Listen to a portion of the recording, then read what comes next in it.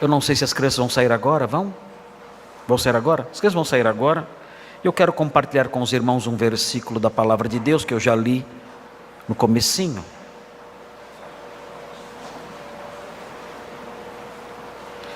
Que está em Romanos 8, versículo 3. É Romanos 8, 3. É o versículo que eu quero compartilhar com os irmãos.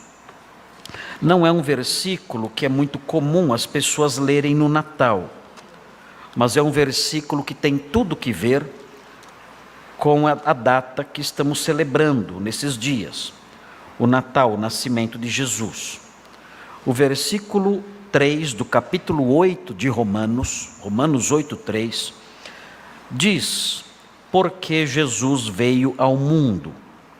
O texto diz assim: porquanto o que fora impossível à lei, no que estava enferma pela carne, isso fez Deus enviando o seu próprio Filho, em semelhança de carne pecaminosa, e no tocante ao pecado, e com efeito condenou Deus na carne o pecado. Há dois motivos presentes nesse versículo, dois motivos que mostram por que Jesus veio ao mundo. Porque o Verbo se fez carne. Porque o Filho de Deus se fez como um de nós e desceu até aqui e teve aqui o que os teólogos chamam de o seu tempo de humilhação. Porque o Senhor deixou o seu lar na glória e esvaziou-se a si mesmo e assumiu a forma de servo e assumiu a figura humana e foi obediente até a morte e morte de cruz. Por que o Senhor fez isso? Quando nós olhamos para o versículo 3 que nós acabamos de ler, nós aprendemos que o Senhor fez isso, que Jesus veio ao mundo, porque a lei de Deus, a lei mosaica, a lei revelada nas páginas do Antigo Testamento, a lei dada a Moisés no Sinai, mesmo sendo uma lei de origem divina, mesmo sendo a expressão perfeita da vontade de Deus em vários aspectos, não só nos aspectos morais, mas em outros aspectos também, essa lei, ainda que santa, perfeita e de origem divina, essa lei não podia nos salvar. Isso é de surpreender.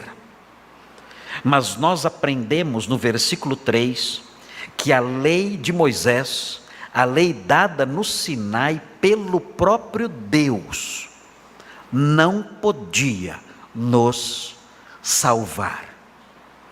E se a lei dada, se a vontade de Deus revelada no Sinai, a vontade do próprio Deus, a lei do próprio Deus, perfeita, não podia nos salvar, que esperança havia para nós?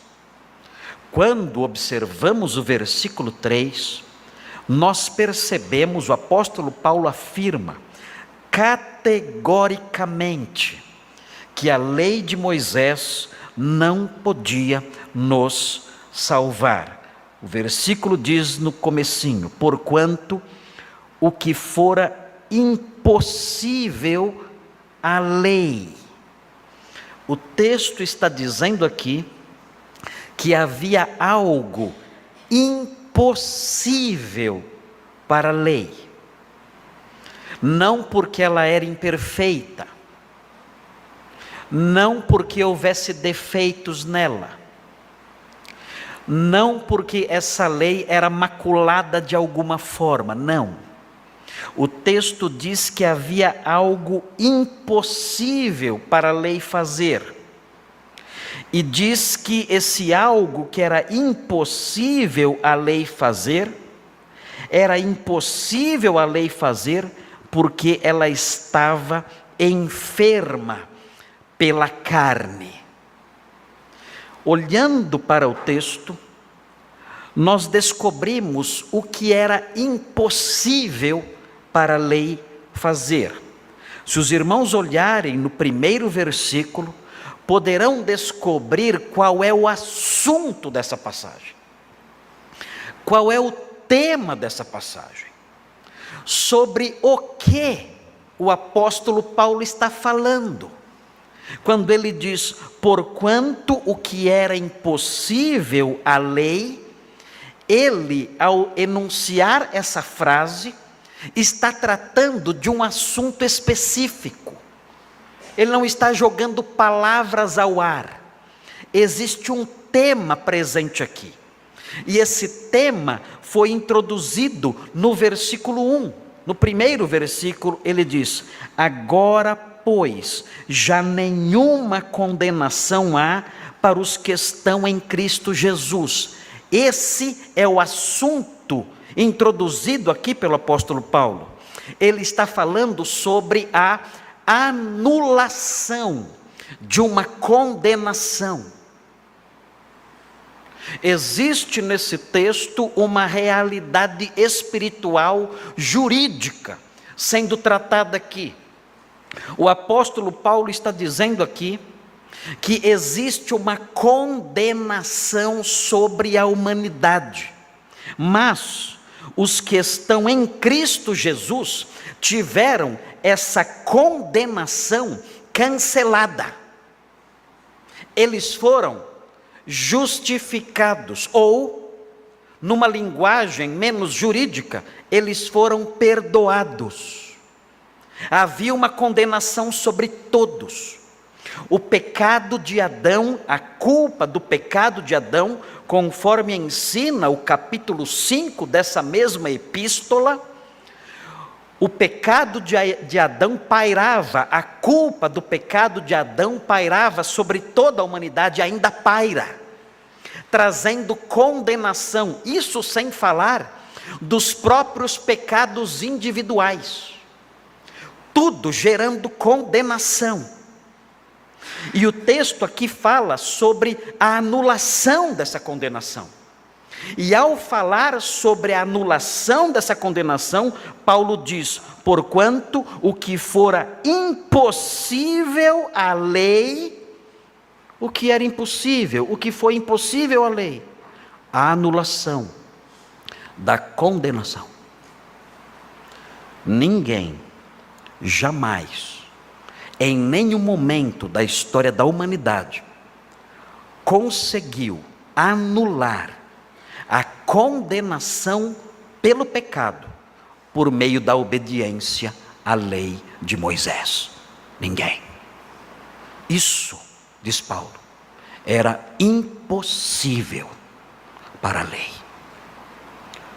Quando nós olhamos o texto de Atos, os irmãos devem observar o texto de Atos, no capítulo 15, os irmãos devem ver, abram suas Bíblias em Atos, no capítulo 15, os irmãos vão se deparar com uma reunião, uma assembleia de crentes judeus.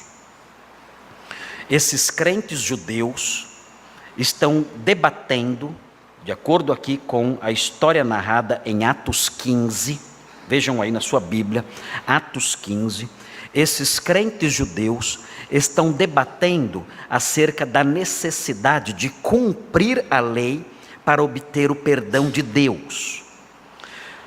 Naqueles dias, quando essa discussão aconteceu, foi o primeiro concílio da igreja. Naqueles dias, quando essa discussão aconteceu, alguns cristãos de origem que estavam relacionados originalmente à seita dos fariseus, entendiam que os cristãos, os novos convertidos de outras nações que não israelitas, deviam guardar a lei para obter o perdão. Então, nós aprendemos aqui nesse texto como a igreja antiga tratou com essa questão. Vejam o que diz o texto aqui. O texto diz assim, observem. Alguns indivíduos que desceram da Judeia ensinavam aos irmãos, os irmãos gentios, que não eram judeus, se não vos circuncidardes, segundo o costume de Moisés, não podeis ser salvos. Vocês têm que guardar a lei, especificamente nesse aspecto da circuncisão, senão vocês não poderão ser perdoados, não poderão ser salvos por Deus. A história continua. Tendo havido da parte de Paulo e Barnabé contenda e não pequena discussão com eles, resolveram que esses dois e alguns outros dentre eles subissem a Jerusalém aos apóstolos e presbíteros com respeito a esta questão. Enviados, pois, e até certo ponto acompanhados pela igreja, atravessaram as províncias da Fenícia e Samaria e, narrando a conversão dos gentios, causaram grande alegria a todos os irmãos. Mas eles vão chegar agora em Jerusalém, onde havia lá os judeus, que criam que era necessário guardar a lei para serem salvos. Tendo eles chegado a Jerusalém, foram bem recebidos pela igreja, pelos apóstolos e pelos presbíteros, e relataram tudo que Deus fizera com eles. Insurgiram-se, entretanto, alguns da seita dos fariseus que haviam crido, dizendo: é necessário circuncidá-los e determinar-lhes que observem a lei de Moisés. Se eles não guardarem a lei de Moisés, eles não poderão ser salvos. Então, versículo 6, se reuniram os apóstolos e os presbíteros para examinar a questão. Havendo grande debate, Pedro tomou a palavra e lhes disse: irmãos, vós sabeis que desde há muito Deus me escolheu dentre vós, para que por meu intermédio ouvissem os gentios a palavra do evangelho e crescem. Ora, Deus, que conhece os corações, lhes deu testemunho, concedendo o Espírito Santo a eles, como também a nós nos concedera. E não estabeleceu distinção alguma entre nós e eles, purificando-lhes pela fé o coração. E aí no versículo 10, Pedro mostra uma percepção teológica ligada a esse ponto. Ele diz: agora, pois, por que tentais a Deus, pondo sobre a serviço dos discípulos um jugo, é o jugo da lei, é o peso da lei, um jugo que nem nossos pais puderam suportar, nem nós.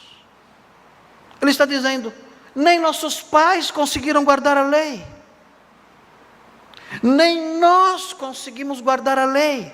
Por que vocês querem colocar esse jugo sobre os gentios?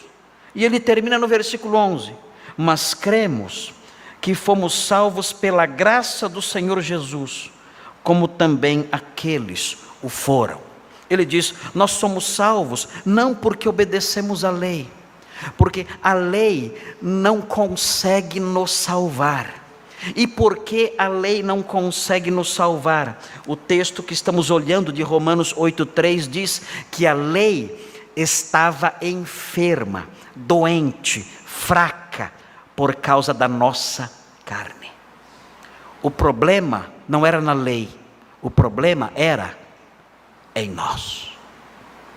Nós somos tão pecadores, a nossa carne, aqui no texto a palavra carne significa natureza pecaminosa, a inclinação para o pecado. Nós temos uma natureza pecaminosa, tão corrompida, que a lei, quando entra em contato conosco, o que ela faz é, em vez de nos induzir à santidade, ela nos induz à desobediência. Ela faz o contrário. Ela é perfeita, ela é santa, ela é justa, ela é boa. Mas o apóstolo Paulo ensina que por causa da nossa corrupção, por causa da maldade da nossa carne, quando nós nos colocamos diante da lei, em vez dela nos estimular à obediência, à santidade e à piedade, ela acaba gerando o efeito oposto. Ela diz: não cobiçarás. Quando ela diz isso, ela desperta em mim um desejo, por causa da minha maldade. Ela desperta em mim um desejo. Que desejo? O desejo de cobiçar. Nossa natureza é tão corrompida, a nossa carne, a nossa inclinação é tão perversa, tão contrária às coisas de Deus, que mesmo a santa lei, dada ali no Sinai, por intermédio de anjos, mesmo a santa lei entregue a nós, pelo grande profeta Moisés, talvez o maior profeta que já existiu, mesmo a santa lei, perfeita, santa, imaculada, quando entra em contato conosco, ela não consegue nos salvar. Isso é impossível, a lei, ela perde a sua força, ela adoece, ela mirra, ela se enfraquece, porque ela acaba por incentivar ainda mais em nós a maldade. É impossível que ela nos salve. E isso faz com que nós fiquemos numa situação terrível.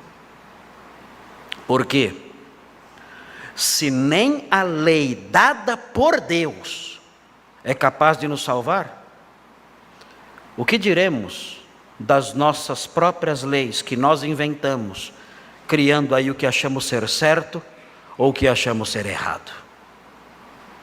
Que diremos das leis inventadas pelas igrejas, preceitos de homens apenas? Que diremos das leis inventadas pelas seitas? Não pode isto, não pode aquilo, não pode comer isto, não pode fazer isso tal dia da semana, não pode usar essa roupa, não pode usar barba, não pode cabelo curto, não pode cabelo comprido. Que diremos dessas bobagens? Se a própria lei de Deus não pode nos salvar, que diremos das leis tolas, vazias, sem fundamento nenhum, inventadas por homens perversos? Que diremos dessas leis? Que poderes elas podem ter? Que poder elas podem ter para nos ajudar em alguma coisa? Absolutamente nenhum. E quanto às nossas leis pessoais, as nossas invenções, o que nós achamos que é certo, o que nós achamos que não é certo, em que essas coisas nos ajudam para a nossa salvação? Nos ajudam? Em nada. Por que então Jesus veio ao mundo? Jesus veio ao mundo porque a lei não podia nos salvar. Nem a lei de Deus, nem a lei das religiões, nem as leis dos homens. Nenhuma delas. Nunca. Jamais salvou ninguém. E não podiam salvar ninguém. Por que Jesus veio ao mundo? Porque a nossa situação era a situação de alguém sem saída. Não tínhamos nada, absolutamente nada, que pudéssemos fazer para sermos salvos. Nada. Mas há um segundo motivo. O versículo 3 mostra o segundo motivo, e os irmãos vão encontrá-lo aí. Veja o que diz a sequência do versículo 3. Diz assim: porquanto que fora impossível a lei, no que estava enferma pelo pecado. Isso é a anulação da condenação. Isso que a lei não pôde fazer, isso fez Deus. Deus providenciou um meio de anular a condenação. Nós não podíamos fazer, a lei não podia fazer. Isso fez Deus. E como Ele fez isso? Vejam aí a sequência que fala do Natal. Isso fez Deus enviando o seu próprio Filho. É aqui que entra o Natal. Deus fez isso como? enviando o seu próprio Filho. E notem a sequência. Notem a sequência que diz, em semelhança de carne pecaminosa. Isso significa que Jesus tinha um corpo como o nosso. Olhando para ele, você pensava que ele era homem pecador como nós. Mas não se deixe enganar. Ele tinha carne como nós, mas não era pecador como nós. Olhando para ele, você não via ele brilhando. Nossa, ele parece que não tem pecado, está brilhando. Não, você não via ele brilhando. Olhando para ele, você não via uma carne mais branquinha, mais limpinha, mais transparente, algo assim, um fantasminha. Não, nada disso. Você não veria nada disso. Olhando para ele, você veria um homem como nós. Como se ele fosse um pecador como nós. É isso que o texto diz. Não tinha pecado. Paulo fala, nunca houve pecado nele. Absolutamente livre e isento de pecado. Mas era semelhante ao homem pecador. Olhando para ele, você veria ali um judeu do primeiro século, com os pés ali sujos da poeira das estradas, com as suas mãos marcadas por trabalhar como carpinteiro. Você veria isso, um homem queimado pelo sol da Palestina. Você veria isso, com a sua pele ali estorricada pelo sol, suado talvez ali. Talvez um homem forte, eu creio que ele era um homem forte, mas um homem como nós, um homem como se fosse um pecador como nós. Deus enviou seu Filho assim. Não mandou um anjo, não mandou um anjinho, não mandou uma alma ali, um espírito ali para nos salvar, não. Ele enviou o seu Filho em semelhança de carne pecaminosa. E na sequência do versículo há uma expressão solta. Os irmãos que vieram na quarta-feira, eu falei rapidinho desse versículo, os irmãos acompanharam o que eu expliquei sobre essa expressão solta que é aqui. O texto diz, e no tocante ao pecado. É uma expressão solta dentro do versículo. Uma expressão que parece estar aqui sem função nenhuma. Porque diz, e no tocante ao pecado, e não diz nada. No tocante o quê? Ao pecado. Não diz. Outras traduções dizem, e pelo pecado. Mas não fala o que é pelo pecado. Então é uma expressão solta. É uma lacuna presente no versículo. Você lê o versículo e quando chega nessa parte o texto diz, em semelhança de carne pecaminosa e no tocante ao pecado, e não fala mais nada. E você fica sem entender o sentido da expressão. É porque a língua grega, ela tem uma característica telegráfica. Quem se lembra, os mais antigos que lembram dos telegramas, sabem o que estou dizendo. Num telegrama, você deixa as palavras óbvias ausentes. Você manda uma mensagem faltando palavras, porque você pagava por letra o telegrama. Era assim que funcionava, era caro. Então quem queria mandar um telegrama, tinha que mandar pagando por letra. Inclusive o ponto, você pagava 2 letras, que era PT. Desculpe falar essa palavra aqui. E se fosse vírgula, você colocava VG. Você pagava 2 letras para mandar um telegrama colocando vírgula e ponto. Então as mensagens eram assim, repletas de lacunas. Então você tinha que dizer alguma mensagem, você dizia, mamãe doente, PT. Não colocava mamãe está doente. E completava ali a sua mensagem, venha logo. E não completava mais nada, para ser bem direto no assunto e transmitir a mensagem com o menor número de palavras possível. A língua grega, ela é um pouco telegráfica. Ela deixa palavras de fora, para que nós completemos o sentido da frase, usando o nosso raciocínio lógico, considerando o contexto do versículo e tudo mais. Então quando o texto diz que Deus enviou o seu Filho em semelhança de carne pecaminosa e no tocante ao pecado, é bem provável que o apóstolo Paulo esteja dizendo assim, em semelhança de carne pecaminosa como sacrifício referente ao pecado. em semelhança de carne pecaminosa, como sacrifício pelo pecado. Pode ser esse o sentido presente aqui, esse parece ser o sentido mais óbvio. Algumas traduções, se eu não me engano a NVI, completaram dessa forma, e parece que esse é o caminho correto.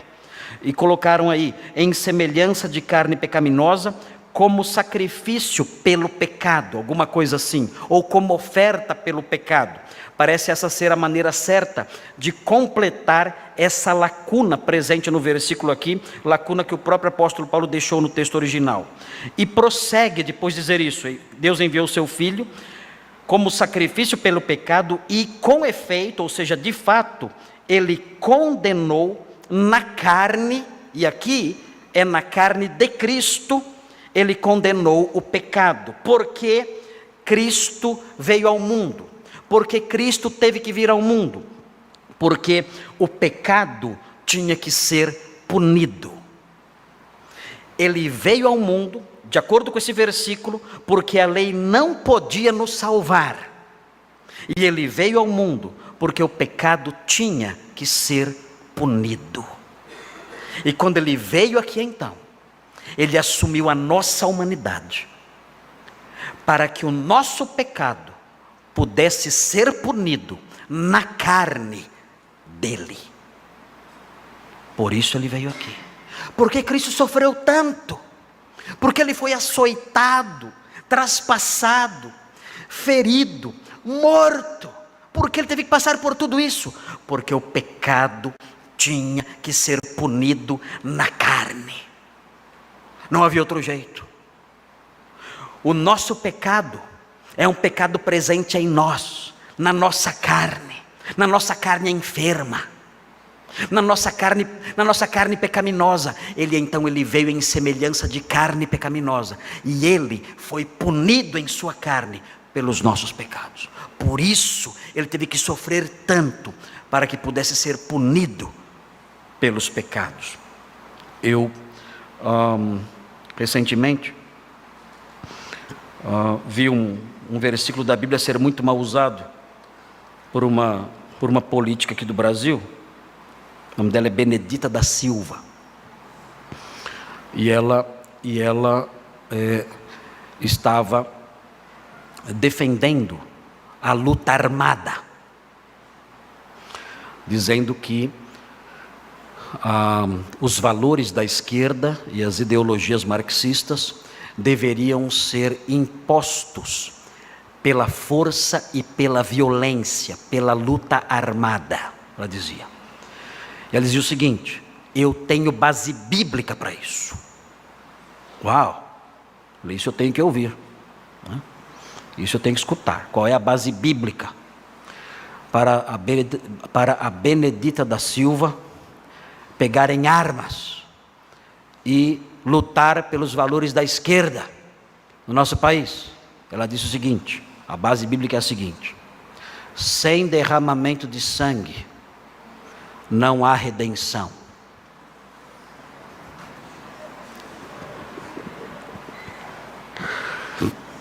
E ela diz que é presbiteriana.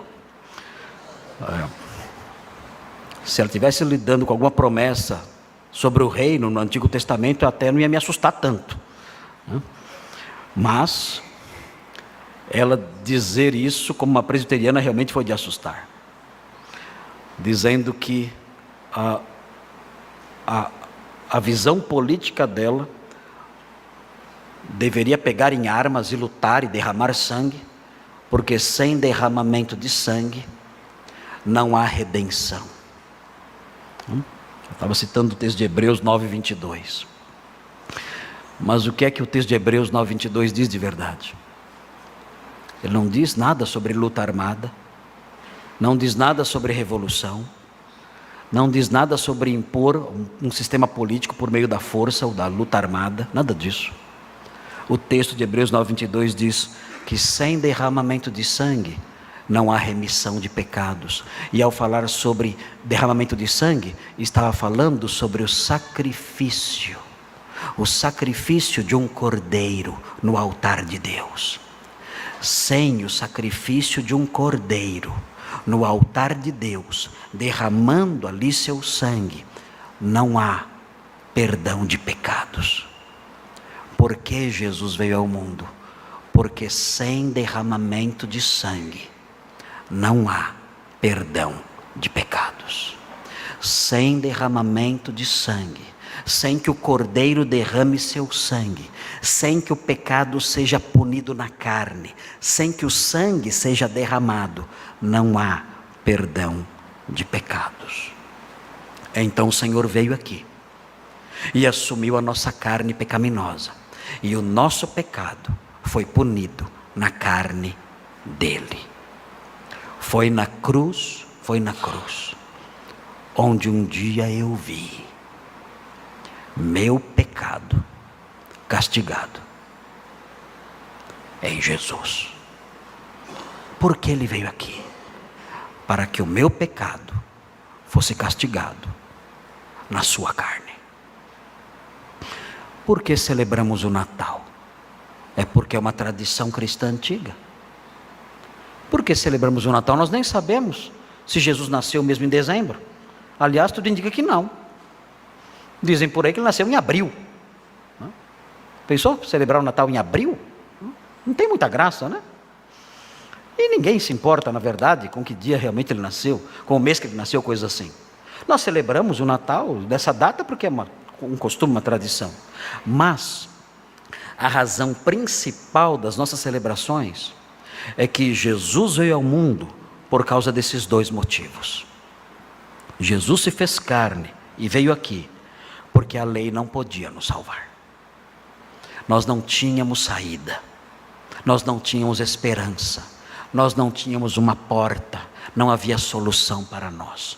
Nós éramos doentes sem remédio, nós estávamos perdidos sem um mapa, nós estávamos abandonados no mar sem uma bússola, nós não tínhamos para onde ir, não tínhamos uma porta para bater, não tínhamos um remédio que nos livrasse da nossa doença, não tínhamos esperança de perdão para a nossa culpa, só restava para nós a perdição, o abismo eterno e nada mais. Não havia esperança para nós, nem mesmo na lei de Deus, não restava nada que pudéssemos fazer. Então ele veio, e ele veio aqui porque o pecado, nosso pecado tinha que ser punido. Nós não suportaríamos toda a carga de punição que merecíamos pelo nosso pecado, nós seríamos condenados eternamente, porque mesmo o nosso sacrifício seria insuficiente. Mas ele veio aqui, o Filho de Deus, e foi punido no nosso lugar.